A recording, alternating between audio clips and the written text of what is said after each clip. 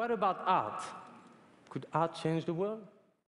In some way, art can change the world. I mean, art is not supposed to change the world, to change practical things, but to change the perceptions.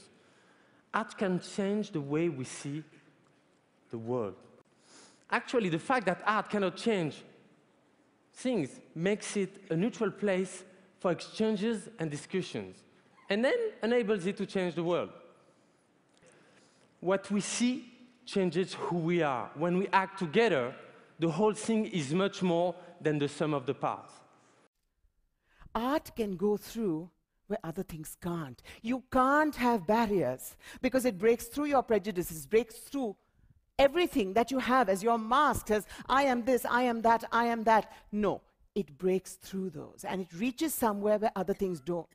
And in a world when attitudes are so difficult to change, we need a language that reaches through.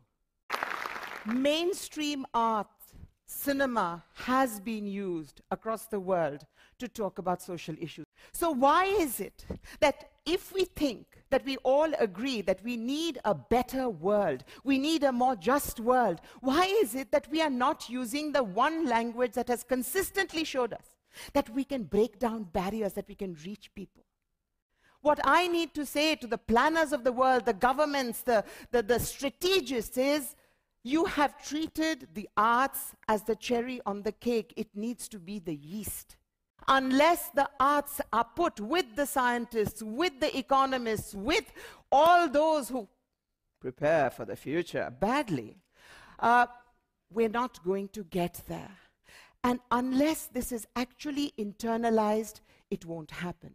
So what is it that we require? What is it that we need? We need to break down our vision. The means of artistic production have been democratized for the first time in all of human history. Similarly, the means of artistic distribution have been democratized for the first time in human history. The performing arts are poised on the brink of a time where we will be more important than we have ever been. But the arts are going to be more important to economies as we go forward, especially in industries we can't even imagine yet.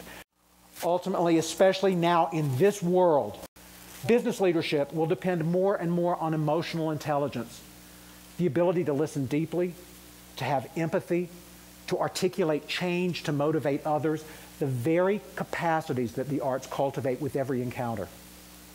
Especially now, as we all must confront the fallacy of a market-only orientation uninformed by social conscience.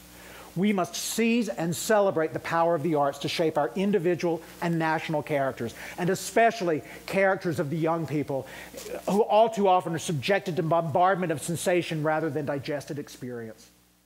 The arts, whatever they do, whenever they call us together, invite us to look at our fellow human being with generosity and curiosity. God knows if we have ever needed that capacity in human history, we need it now.